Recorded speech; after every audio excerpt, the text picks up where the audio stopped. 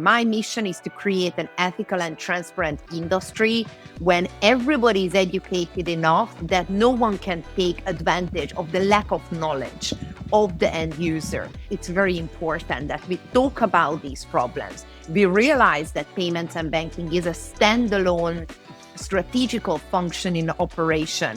You can't just shove it to finance and, hey guys, you figure it out, because they don't have the relevant training to make decisions over compliance, data security, technology, user experience. Finance people are just not trained enough to make all these decisions, which is the lifeline of your business, the payments and banking. So we need to talk about it. When was the last time that you renegotiated your fees? When was the last time that you understood what's the latest in FinTech and you implemented it? What was the last time that you went through the whole customer journey with the banking mind? Today, my guest is Viktoria Soltesz, the founder and the CEO of PSP Angels, the payments consulting and payments education firm located in Cyprus. Viktoria has more than 20 years of payments and banking experience with a focus on international money movement. In this episode, we discussed banking rails for global payouts, high-risk merchants and what are misclassified merchants, payments for gaming and gambling industries, offshore entities and the benefits of the offshore entities, how to use crypto for international payments and what is real versus what's hype. As usual, I hope you'll enjoy this episode as much as I did, because I learned a lot. With this, please welcome Viktoria. Hello, Viktoria, and thank you so much for joining Payments FM. Thank you so much for having me. I was really excited to join you and have a mission about payments and banking. Those are my favorite subjects. So thank you very much for having me. Maybe let's start with a high-level understanding of international payments and cross-border payments. For example, if I'm a merchant located in the US or Europe and I want to accept payments internationally, what are my options and what's the most efficient way to enable payments from different markets? Well, this question is exactly the same when you have a headache and you're going to the doctor. Like, okay, why do I have a headache and what is the medicine which is the most effective? You need to know what is the underlying cause, what is the problem, right? So let's say that you've got a US company and you're killing it in the US. The volumes are great. Customers are clicking on your website trying to buy. Everything is going through US dollar, reliable banks. You're not really in the high risk sphere. Life is good. But when you want to go abroad, that's when I usually see that the complications start. Who can be trusted abroad with our money? What are the different payment methods that local customers like to pay with? What are we going to do with the foreign exchange currencies? I have seen a lot of times that there are foreign exchange differences where the bank doesn't even declare how much they are ripping you off. So this is a very complex question. Unfortunately, I have to say it depends. It depends on you, your activity, your maturity level as a company. Do you process $10,000 or 10 million? The banks are going to like you more if you're processing more. What are your internal procedures to make sure there are no fraudulent transactions? Do you have a company abroad within the group as a local representative office? Who are your shareholders? Who are your directors? What kind of tax optimization you use, if you use anything? Do you have a company in Delaware? Do you have a company in British Virgin Islands? So these all add to the final picture. And whatever works for you, it doesn't mean that it's going to work for your friends too. So you need to see case by case, what are those parts that apply to you, to your case, at that moment, because maybe tomorrow the fintech is evolving and there are new innovations coming out. There are a lot of different ways of accepting payments abroad, but you need to consider other parts rather than just the fee. Risk, user experience, timelines. You have the money, but you don't get it for 2 weeks until they settle you. It's a very complex thing. And that's why I am here and people like me are here to reply to all these questions and make it a bit more understandable and easy to digest how banks really think. Yeah. I'm thinking about the use case of a SaaS platform. They are selling primarily in the US. Maybe they have some volume in Europe. They're using, for example, like Stripe or a similar payment platform, right? So they can accept payments internationally. They see there is a volume from some other other regions other than the US and Europe, and maybe they notice that in Latin America the volume is growing, then they want to start prioritizing and improving. So in a very basic understanding, do they need to prioritize so they can keep using what they were using because the volume is growing? Probably something is working. And if they want to start prioritizing, what are their options and what are their next steps? For example, volume from Brazil was 5%, now it's 15%. Is it alarming? Is it good? Do they need to start implementing something right now? Well, it's a common work with your legal team, tech team, payments team, finance team to alert management that there's a problem or an opportunity. What I see a lot is that companies are still stick to the old standards. They are spending the marketing budget, launching the MVP. They are trying to say, just get it out, let people pay for it, and then figure out the local banking methods and local payment ways. I have seen companies spending the marketing budget to do a pilot program in a new country, and they failed not because the product was, but because there was no relevant payment method. So the clients were on the website, they tried to buy the product or service, but they couldn't because at the checkout, there was no relevant payment methods that they can use. And for example, there was one country, Paraguay, which a couple of years ago, only 6% of the population accepted credit cards. It immediately excludes 94% of your customer base because you're not offering the relevant payment method. They just do not have cards. What we are advocating for now is that things are changing. You are no longer developing a product. You need to understand your options. Who can you trust? How can you bring the money back to the headquarters? Where the money comes from? How much? How often? What is the currency? How is it flowing through the company? There is an opportunity, the bottleneck, an expense. And then you see how the money is actually leaving the company, leaving it to the shareholders' pocket, leaving it to pay your vendors' salaries. So you need to see the full big picture, understand what are you allowed to do, and build your operation around it, not the other way around. So once you understand what are you able to do, what your bank wants you to do, then you can build processes, anti-money laundering policies, KYC checks, checking where your customers are coming from. And then you understand if the 5 to 15% increase in Brazil is an alarm or is it a result of a planned operational success. Because if life is just happening to you, clearly you're not running a good business, regardless. You need to plan those processes. And how you're planning your marketing, you also need to plan for your payments and banking. You need to understand your risks. Every time the money moves, it obviously triggers risks and costs. And plan for it in the future. And don't forget, everything is changing all the time. Whatever is good for you today may be the worst decision tomorrow. Technology changes, regulations are changing, your own company is changing. So there are a lot of things to consider. What is the best option for you as of today, based on the opportunities on the market today? It is a bit complex, but that makes it very exciting and full with opportunities. Right.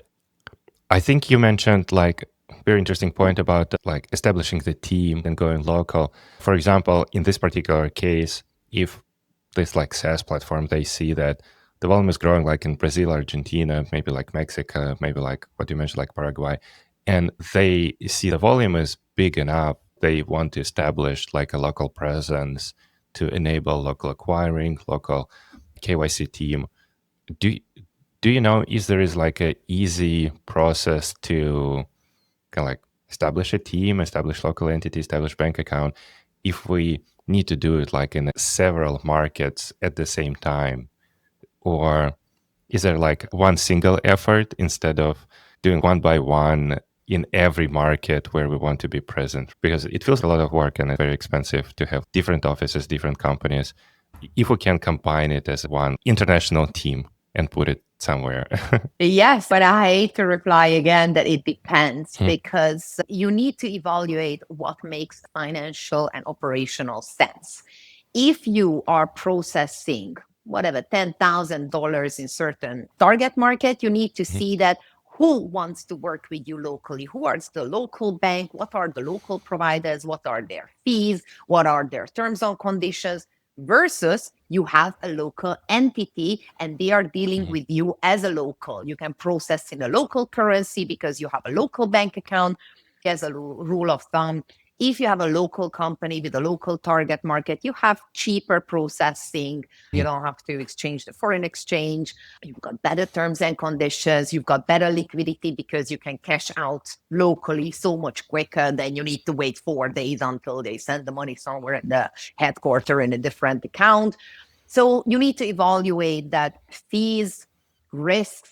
What's the risk that you've got millions in your payment provider's pocket somewhere deep down in Latin America?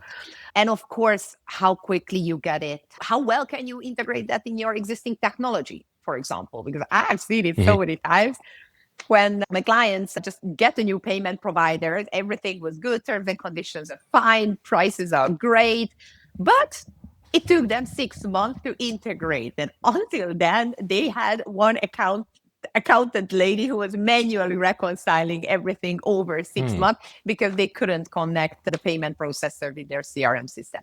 This is not a unique case. There are many aspects to understand. Yes, going local and using local providers with a local team and a local setup definitely has some benefits, but obviously costs as well. So you just need to evaluate what makes more sense. Yeah, absolutely. I think you mentioned one term I really want to dive deep a little bit, high risk. I honestly don't have a lot of context about this, so would love to hear more from you. When we talk about high risk, what actually it means, right? It sounds like it's a gray area.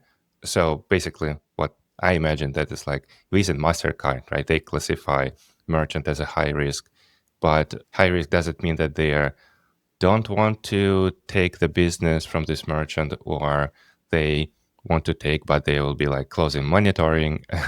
What does it actually mean? And if there is a way to not classify as a high risk, and I don't know, what type of merchants that usually fits under this category? High risk is a very subjective category. Whatever is high risk for me might be medium or even low risk for you. So first of all, it's a totally subjective evaluation. Risk for banks mean that what could go wrong.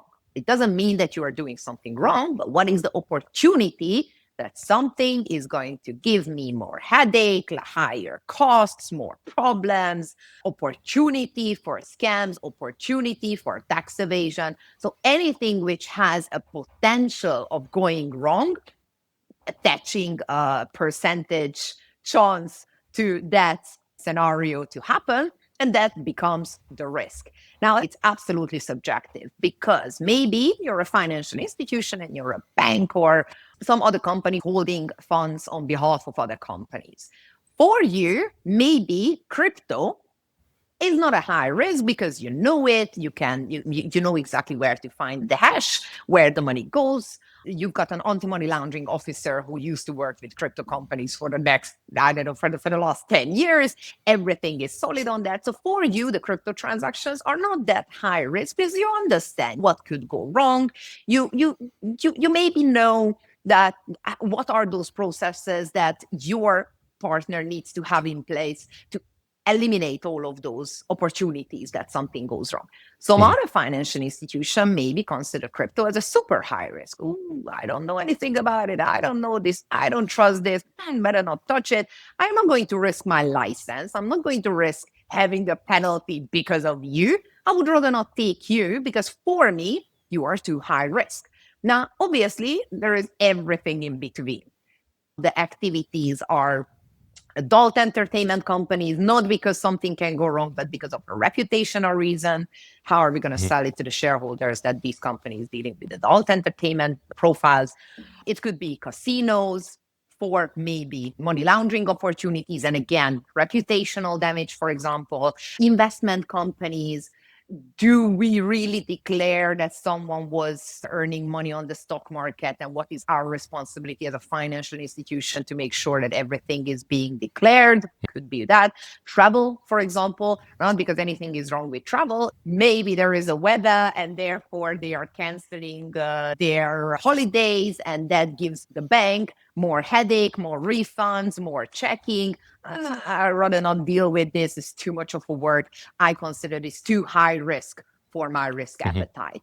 It could be, as we said, crypto, new technology. I might not even understand what's going on with this tokenization. I leave it because I don't have the capability and knowledge to deal with that. So there could be a lot of different industries which are inherently higher risk, not because, again, that you're doing something wrong, is that because there could be an opportunity for wrongdoing. What can you do as a merchant, as a client? You need to show the bank that although I'm having this activity, I'm not that bad. Look, all my procedures are super clean. I know what I'm doing. My team is working in this industry for the last 20 years. We figure out. We look high risk, but don't worry, we are not. We got you. It's okay. We're not going to ruin your license. We are not going to create any headache for you. We know what we are doing. The bank can take you even though that normally would be outside of their risk appetite.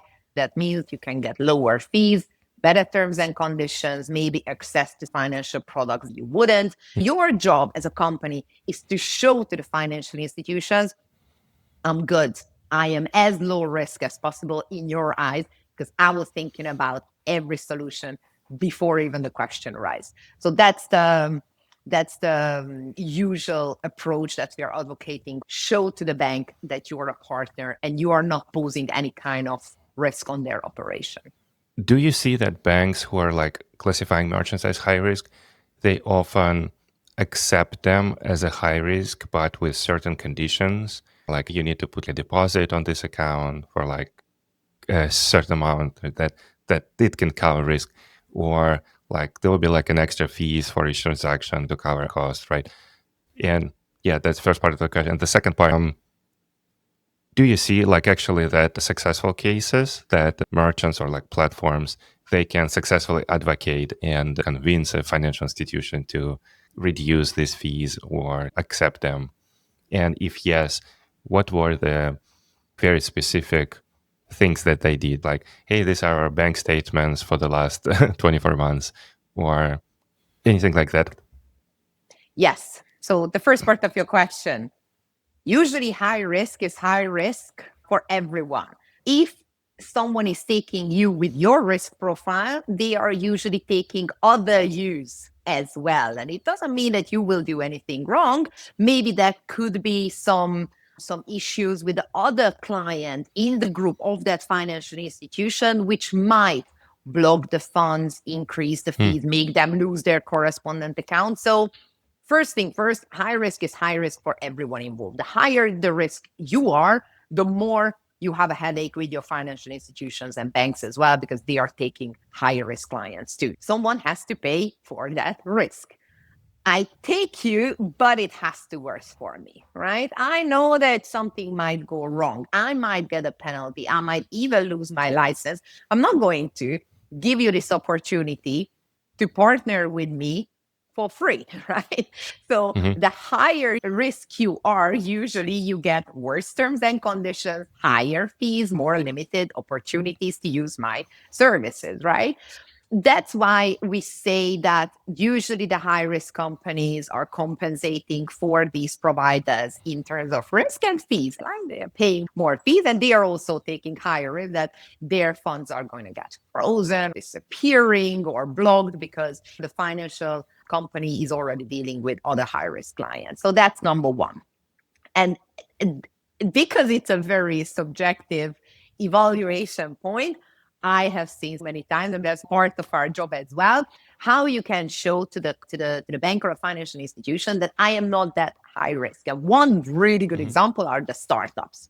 When you're a startup, you've got an innovative product, you are changing the world, you go to the bank and the bank is looking at you, well, if you can't make it, I spent time, energy, effort, money on you to onboard you, to check all your company documents. How is it going to work for me? Okay, I take you, but as a startup, usually you start with a handicap. So I am going to give you worse terms and conditions, higher fees, lower payouts, as you said, even a security deposits that if something goes wrong, at least I have money, even if you don't pick up the phone after 2 weeks. I can cover my expenses and extend my penalties from this security. So they start working with you, but under much worse conditions. You prove yourself to the bank or a financial institution, look, I'm squeaky clean for the last 3 months. My volume is increasing, not a single complaint. I am not scamming anyone. Look at my taxes. Everything is declared. I'm a good guy. Give me better terms and conditions and give me better fees. That's what a lot of companies miss. Renegotiate the fees. Go back to the existing provider and say, hey, I'm not the company I was 3 months ago and I was a year ago. Look at me. I'm more decent. I have something to prove. I'm doing everything by the book. I am a desirable client. You either drop the fees because now other providers also want to work with me, negotiating your terms and conditions and fees. Alternatively, you are going to payment providers or banks who wouldn't even consider taking you in the first place. And there you actually start the negotiations. Hey, I'm no longer a startup. I've got solid income. I will make money. Therefore, you will make money on me too. Let's start the collaboration. So yes, risk can be reduced by showing the bank that you know what you're doing and by increased volume, by more solid operation, which usually comes with time. That makes a lot of sense. Maybe an action item for our listeners to create a reminder in your calendar to go back to your payment provider to renegotiate what you have in your contract. So true. Let's maybe talk about some verticals. You are like headquartered in Cyprus, right? And I know there is a huge crypto industry there. When we talk about crypto in payments, there could be a lot. In your world, you're thinking a lot about how to actually sell crypto or accept payments for crypto and like to how this all the crypto exchanges works. We also can think about crypto as a payment method that we don't see big adoption, at least I don't see in like traditional market. Would be very interested about your opinion. And there is a lot of noise these days about crypto as a settlement, right? Like stable coins, more and more providers implemented. What trends do you see, and what do you think it's actually like working versus was just like the hype? Someone told me last week that there's no more crypto as a group expression. There are tokenized assets, utility coin, payment methods, stable coins, which are all different. So there is no blanket expression anymore to say crypto. So you need to approach this crypto from different angles according to what you're really referring to. But crypto was a perfect opportunity a couple of years ago when it started to become, more and more popular to use it for something like money, but with less regulation and maybe the opportunity to not declare some taxes or activities. Unfortunately, individuals and businesses took this opportunity to commit tax evasion or scam people because there was no proper oversight and regulation. That's why we still see that the traditional large banks are a bit iffy about accepting anyone whose source of funds or origin of the money is actually coming from crypto, or you have any kind of activity related to crypto, simply because they might not have the relevant tools to make sure that you are indeed doing the right thing. And, that's what they are actually supposed to do. What we see today that crypto payment options are getting more and more popular, but not necessarily for the right reasons. It's not because I have a Bitcoin and I can't wait to buy shoes on those Bitcoin because I have alternative methods now. We've got instant payments. I can actually use my card, use QR codes, whatever, wallet. So there are other ways. And because usually whatever is not a stable coin is very volatile as well. So using crypto as a payment usually covers and disguises the reason why I'm actually using this crypto. Is it because I don't want to declare my taxes? Is it because I want to bypass the traditional banking regulation? Again, it's not the right thing to do, but it's quicker, it's cheaper, it's easier. It's my money. No one is asking questions. I can do whatever with my money. But then obviously that's what it makes it super high risk because We don't know what you're doing with your money. Are you really scamming people? Are you doing illegal transactions or not declaring your taxes? Crypto is definitely interesting because there could be an opportunity to digitalize traditional banking legacy systems and get it up to speed, which is cheaper, safer, better, more transparent. The whole point of the crypto is that everything is on a public ledger, so it's like very transparent as well. But it's somehow still not really considered as the right alternative for current fiat money, the current currencies that we are using, because there are still lack of regulation in certain countries. A couple of countries are still banning crypto, for example, overall. So if you have activity in one of those countries when crypto is illegal, easily your whole group can become illegal because the origin of the funds is some illegal transaction somewhere where they are banning crypto. So it's a very, very complex question. Stable coins are getting at the forefront of banks and payment providers. There's a secondary market for tokenizing money, send money quicker, cheaper, easier globally instead of relying on traditional banking systems. But in my opinion, it does not necessarily mean we are fixing the underlying system. Let's say there's a flower.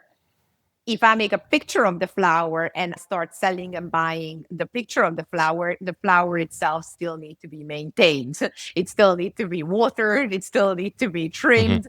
Otherwise, the picture, which is just a tokenization of the real world asset, it's just as good as the underlying asset. Those are the biggest questions when we are talking about stablecoin, of if this is supposed to replace the traditional banking market, how are we still tokenizing the currencies related to the traditional banking market? These are very interesting questions, but I think we need to wait and see that what catches up really. You as a business, how you can take advantage of it. Think about all the things that can go wrong. Many times I had a client who started to integrate crypto payments just to lose their traditional high-risk bank account, which was processing for them on a good fee, good terms and conditions. They had good relationship for years and years. All of a sudden, it got ties because now you're dealing with crypto, you're too high risk. Do it, but have a strategy behind it. There is no situation where you only get the benefit. There's always a caveat. Does it worth it? If you're introducing crypto, what are you losing? If you are going abroad, what are the costs for taking new providers on board? There are always two aspects that you need to consider, and it's the same with crypto. Let's talk about the other vertical. I think it's another big or like large group of players who are also located in Cyprus is iGaming. When I think about gaming, it feels like a completely different universe because these games are so big and they have their like wallets, balances, a lot of transaction, like huge marketplaces. And that's just about like traditional games, right? Huge marketplaces where some items can be reused. There are some even like kind of like a secondary marketplace where people are like reselling accounts, right? Which are probably, again, in terms of service, but they still exist and I believe they're huge. So it feels like very different universe. And from the payments perspective, I think it's like all the processes that are happening there, it's very interesting. What do you see happening there? Because again, it's a big place with enormous volume of payments. Maybe as the payments industry, we don't pay a lot of attention to this, or maybe like prefer not not to talk about this. But yeah, again, what do you think is happening there from like iGaming perspective, and maybe on the both sides, like pay-ins and payouts and all these marketplaces? Yeah, iGaming is a very unique kind of vertical because it's a huge volume and the money goes two ways. You can't just have an iGaming company, casino, or sports betting where the money only goes in. You need to win at one point, and there is a payout element to it as well. So that's why it's an absolute dream for payment providers, because it's a huge volume. Plus, they can charge you twice. The money goes in and the money comes out. It comes with a lot of regulatory issues because this industry is still evolving. Everything is online, so it's very hard to pinpoint the jurisdictional borders that are legal here, but 2 kilometers away or not, because it's a different country under different regulation. There could be a huge opportunity for exploitation of the players, of course, who's got some addiction problem. Then you shouldn't exploit those players. How are you filtering those out? How are you making sure that you're not stepping into the illegal part? How are you finding correspondents and partner banks who are willing to work with you? You still need to send money through the traditional banking system, having partners. Do they have the risk appetite for those kind of traffics? Do they trust you enough that you are going to make a good filtration on the bulk level to make sure that you are not sending any kind of illegal transactions through their rails? So those are the parts that it needs very specialized understanding and knowledge. So that's why the payment field, specifically for the iGaming gambling industry, is very specific. There could be good money in it if you know what you are doing. But as I said, it's an absolutely regulatory minefield. The other part is that everything is changing all the time. New gaming regulations are popping up. And the last, I would say, 5 years, everything changed. Countries which did not have a regulation, now they have regulation. If they had a regulation, they changed a lot of things. So good luck of keeping up to date with everything, that not even unintentionally, accidentally, you're allowing some transaction which you shouldn't. And this is the biggest problem, because as soon as you, as a payment provider or a bank, are allowing an illegal transaction, it's one thing that your merchant goes down, but you're going down with it. You're getting the penalty as well. That how could you allow that? Because you've got only one job, to make sure that everything is legit. You failed your job on that part. And of course, because it's high risk, it increases the fees. So higher fees means maybe even worse practices, because the casino is working with the 5% profit margin. How are you going to be a legal casino? The money comes in is 5%, the money goes out is still 5%, and you still need to make profit on that. It's a massive balancing game too. I would also imagine that there is a big volume of traditional fraud and attacks to get access to accounts, because these accounts have balances and access to payment methods. So I would imagine it's also very big on that side. Curious if in iGaming and gambling, there are special tools to provide like any more secure access to your accounts, to your payment methods, because you also want to keep it convenient and frictionless for customers. Because if they want to add money to the table, you don't want to ask them every time for a password or a PIN code. Exactly. Timing is super important, because you don't want to lose the momentum that the player is depositing money, winning. You want the player to put the money back immediately, right? So it is very common in the industry that you're using a so-called embedded finance partner, meaning that you are the reseller of an account that the client is opening for itself. And then all the winnings are going there immediately, and all the deposits are coming out from that. It could be an easily set up digital wallet, for example. That automatically helps you to not lose the momentum, because as soon as the player wins, you can deposit instantly, in and out.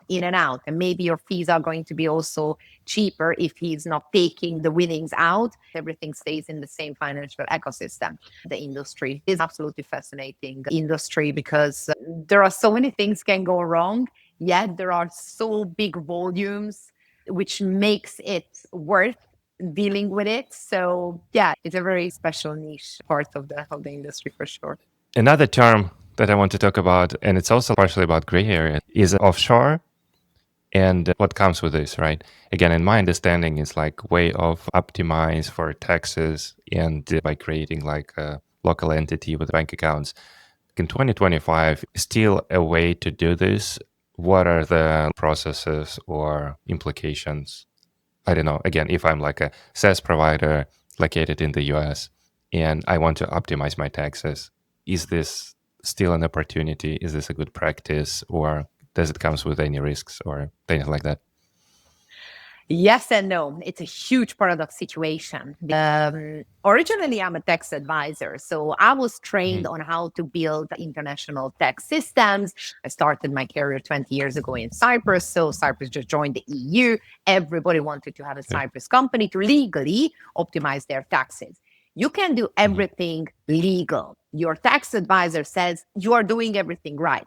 Yet, where you are going to encounter the problem are the banks and the payment service providers. Just because you are doing something legal, it doesn't mean that automatically you will be accepted by banks and payment providers. This is a part that no one seems to talk about. Even when your lawyer says that, yes, incorporate a company and then automatically get a bank account with it, you still need to think about how you are going to move the money out of that country. For example, Dubai. A lot of people went to Dubai, started a company. Maybe they even managed to open a bank account, working there for a couple of years. But when you want to retire and buy yourself a French chateau and live happily ever after with your pension, you won't be able to move the money from a Dubai account to a European account super easy, because the European account is going to ask you where the money is coming from. How comes that we don't have tax returns on that? How do you justify that everything is coming from legit sources? So what you might actually save on taxes could cost you tenfold on banking fees, because then the next step, what you're reaching for, let's do it in crypto, monies go disappear, you don't know the exchange rate, who is holding your funds, does it even go through and hit the European account, because it's not just high risk account now, but it's coming from crypto too. So I see a lot of problems and headaches and issues which are coming from a good tax advice. Yes, you might be legal opening an offshore, you might be optimizing your taxes, but this can cost you so much more on banking and payment processing fees on the long term, that you do need to understand that. And that's what I'm advocating for. You need to plan where the money comes from, what is the origin of the funds, what are the payment methods you're using, what is the risk, what are the fees, what are the timelines, what are the tax implications, build the operation around it when you know that you will be accepted by the bank that you want to work with, when you know that you can actually move the funds around. And this is like a super important element that somehow everybody seems to forget. All of those clients who are coming to us, oh, my tax advisor told me to set up an offshore entity and life is good. No, even then, you are doing everything right. There might be some problems with payments and banking. You mentioned an interesting point when you want to already the money you received, right, in the offshore, on the offshore entity to another country. What's actually about when you're receiving this money, you need a payment service provider or bank who will be accepting it to the offshore company, even though your real place of operation is somewhere else. Do you see any problems with that? If I'm operating primarily like in the US and Europe, but my bank account opened in the offshore region, will my payment service provider will start first asking questions, and second, it will be actually more expensive for me to accept the payment this way? First of all, the first rule, wherever you are living, that's when you should pay taxes. Those times when you were living in the US and opened the company in Panama and cheated all the taxes are long gone. Not just because you're doing illegal activities, but also because the banks and payments providers are aimed to filter out creative methods like yours. You are the problem in this case. So, of course, it's going to be restricted by banks and payment service providers. When it comes to global payments, it's getting even worse, because let's say that you're in the EU, you're living in Germany, you're eating the German pretzel, you're enjoying the German sun. Of course, you need to pay German taxes. You can't just say that I am incorporating a Cyprus company and therefore I am going to pay less taxes, because then no one would pay taxes in Germany. So this doesn't work. So you need to reply to are the banks and payment provider questions of, why do you have a Cyprus company? And if your answer is because I'm paying less taxes, is the wrong answer. You need to justify. I am living in Cyprus. I am managing this company in Cyprus. I'm making decisions and management operations from Cyprus. And lucky me, the taxes are lower. Now, this is a good reply. But if you don't have some substance to show to the bank that, look, this is my office, this is my house, this is my electricity bill, I am legit, the bank is not going to believe you, because they are looking at you with raised eyebrows. You are really living in an offshore tax haven. And it's your job to justify that, yes, I like the sun, I like the beach, and lucky me, I'm paying less taxes. But even then, the banks, because they are private institutions and payment providers, still have the opportunities to say, no, it's not a good enough answer for me. I don't really trust you that you like the beach and the sun that much and you're not there for the taxes. I think it could easily turn into tax evasion, which results a penalty to me, which results that I might lose my license. So whoever is taking you, even with the shady setup, is going to be more expensive and usually more risky too. Okay, I have my final questions. The first one is, when merchant comes to you, and I don't know, if you meet someone at the elevator and they're like, oh yeah, we're accepting like a lot of online payments. You're the payments expert. How can we accept it better? What would be your specific answer to a very high level question? What they need to do and what's make their payments performance lives like life easier and performance better? I wish the answer was that easy. It's the same thing that you're in the same elevator as a doctor. Hey, doctor, why do I have a headache? No, we need to run the tests. We need to sit down with you. We need to understand what you eat. What are the conditions that you live? You drink enough water. So those would be my questions as well, but for payment. What are the fees? What are the terms and conditions? Who decided that you have those? How are they integrated to your CRM system? What is the customer journey? Are you happy with that? Who is analyzing the payment data? Do you even know what is a payment data? Who is handling your payments? The CFO who studied accounting 20 years ago, but now doesn't even know what is open banking. There's a risk. Are you keeping $2 million, $3 million in one bank account without asking any questions? There is another risk. What's happening if you go to work tomorrow, you try to log into your online banking system, the bank went belly up? How is it going to affect your company? Are you going bankrupt? That's another risk. So there are a lot of questions that you need to just to actually start the conversation flowing. Maybe I have some problem here. But what I see the biggest problem is that there are not that many people who are understanding payments, let alone being educated on payments, because unfortunately, there's not that much education around, unfortunately, still within today. So whoever is making decisions over payments and banking, how good are your advisors? How up to date is your system? Those are the questions you need to start with. I would bet that 90% of companies could optimize something. Risk, fees, timelines.